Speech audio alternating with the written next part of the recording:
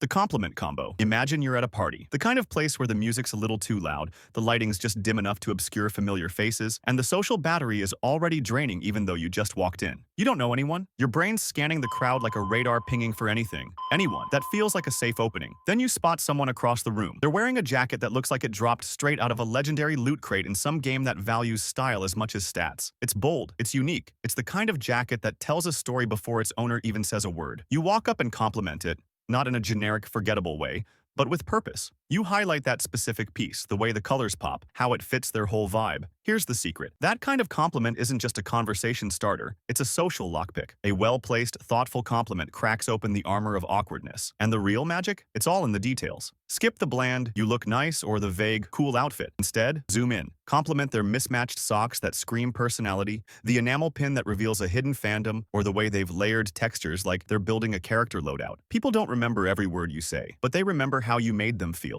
Whether you noticed them, really saw them, and gave them a moment to shine. That's what a great compliment does. It gives someone a split second of feeling known. The name drop resurrection. You're introduced to someone new. They tell you their name, you nod, maybe smile, acknowledge it politely, and then just like that, it's gone, lost to the abyss. Your brain deletes it with the same speed it clears browser history when it's trying to protect your dignity. It's not even personal. It just happens, over and over again. Here's the fix. It's deceptively simple and wildly effective. Use their name immediately. Find a natural moment to work it in. When they mention their hobby, their work, or something they're passionate about, speak their name like you're hanging a lantern on it, lighting it up in your memory palace. What this does, beyond helping you remember, is something deeper. It makes the other person feel like they've just been elevated, like they've moved from background extra to featured character. We're all wired to respond to our own name. It cuts through noise, activates our attention like a ping on a personal radar. And when someone uses your name genuinely, early in the conversation, it feels intentional, respectful, personal. But remember, balance is key. Use it naturally, sparingly. Too much and it starts to sound like a sales pitch. Just enough, and it tells someone, you're not just another face in the crowd. You matter enough for me to remember who you are. The mirror move. There you are, mid-conversation, facing someone whose energy is wildly different from yours. They're either all caps and caffeine, or they're speaking so softly and slowly it feels like you're in a nature documentary, narrated by fog. You're not sure how to meet them in the middle, or if there is a middle. It's like tuning into a radio station that's playing static and trying to figure out the song.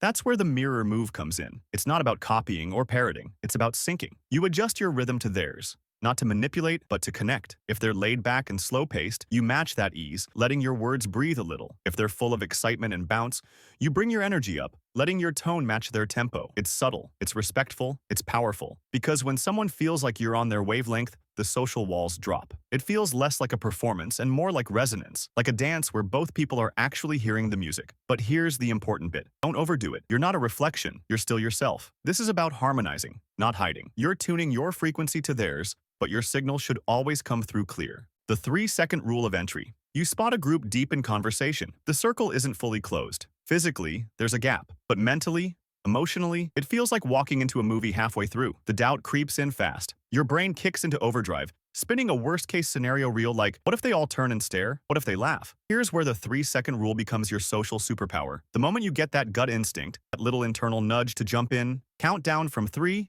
and then move. No negotiating. No letting the spiral start. 3, 2, 1, go. Confidence doesn't strike like lightning. It's not waiting for the right moment. It's a decision, a bold click on the mental join now button before your brain can load the hesitation. That 3-second window, that's your portal. If you wait longer, doubt walks in and takes over the controls. Trust the impulse. Push past the hesitation. The longer you stand outside the circle, the harder it gets. But when you step in, quickly, cleanly, confidently, you shift the narrative from outsider to participant, and suddenly, you're in the scene instead of watching from the edges. The echo hack. Someone tells you about a new hobby they've picked up, say, juggling. Your instinct might be to nod, say, cool, and move on. But that's a missed opportunity. Instead, zoom in. Pick one word, like juggling, and toss it back into the conversation with curiosity. Maybe ask what they juggle with. Pins, oranges, fire. That small echo, repeating the key detail and expanding on it, does 2 incredible things. First, it signals that you were actually listening. Not just hearing sounds while waiting for your turn to speak, but really paying attention. Second,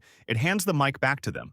with an invitation to go deeper into something they care about. It's not about hijacking the moment with your own story of that one time you juggled apples at summer camp. Not yet anyway. This isn't your scene to steal. It's theirs to explore. Think of it like throwing another log on their conversational fire, giving them room to expand, illuminate, and feel heard. Echoing with intent shows presence. And in a world of half-listening and distracted replies, that kind of presence is rare and powerful. The vulnerability vibe bomb. You're locked in the polite prison of small talk. The conversation has all the depth of a kiddie pool. You've already covered traffic, the weather, and how everyone's so busy lately. It's starting to feel like you're just pressing shuffle on a playlist of polite noise. Here's your secret weapon, the vulnerability vibe bomb. It's not about revealing your deepest wounds or trauma dumping over chips and dip. It's about cracking the surface, just a little, saying something real, human, unexpected, like, honestly, I wasn't sure I'd know anyone here, and I almost bailed. That one sentence shifts the whole atmosphere. It gives the other person permission to drop their own guard, even just a little. Maybe they felt the same. Maybe they're relieved someone else said what they were thinking. Vulnerability is connective tissue. It's what turns social interaction into bonding. Used wisely, it deepens the conversation instantly. Just remember, it's not a floodgate, it's a spark. Share something small, honest, and human. That spark can light up a real connection. The exit portal. You're deep in a conversation you didn't sign up for. Someone's walking you through the multi-generational lore of their kombucha startup, and you're trapped. Your social stamina bar is flashing red. You need out, but without ghosting or looking rude. Here's your escape sequence. Craft a gentle but firm exit. Something like, I'm gonna go grab a drink, check in on a friend, hit the restroom, but it was great talking to you. It's clean, respectful, gives closure without over-explaining. Social energy is a resource. You've got a limited budget, and spending it wisely means knowing when to step away. It's not about being dismissive. It's about pacing yourself. The best exits leave no hard feelings. They offer a graceful fade, not a hard cut. Mastering the exit is just as important as mastering the intro. It keeps you in control of your time, your vibe, and your boundaries. The callback connection.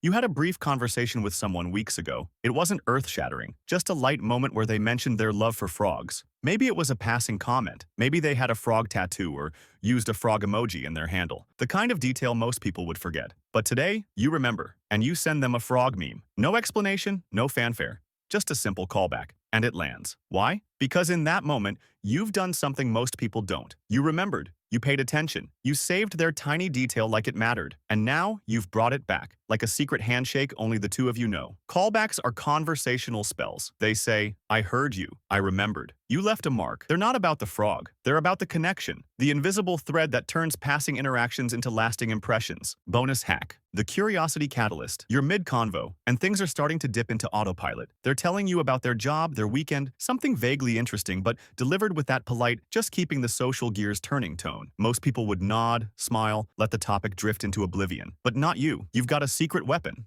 Intentional curiosity. Here's the move. Listen for the thread that isn't being pulled. The part of their sentence that feels like a door they walked past but didn't open. Maybe they said they were working on something new, or that their weekend was kinda wild. That's your moment. That's the thread. Pull it. Gently, with interest. Ask, what was wild about it? Or, what kind of project? Not interrogating. Just opening the window a little wider. Curiosity, when genuine, is magnetic. It signals that you're not just passing time, you actually want to know more. And when someone feels like you're truly interested in their world, they light up, they drop the mask, the conversation deepens. The key is to be curious about them, not just the facts. Ask about the why, the how, the feeling behind the surface. What made them start? What surprised them? What's the best part? These questions don't just keep the talk going. They turn it into something meaningful. And the best part? You don't have to be the most interesting person in the room. Just be the most interested. That's how real conversations start, and how unforgettable ones happen.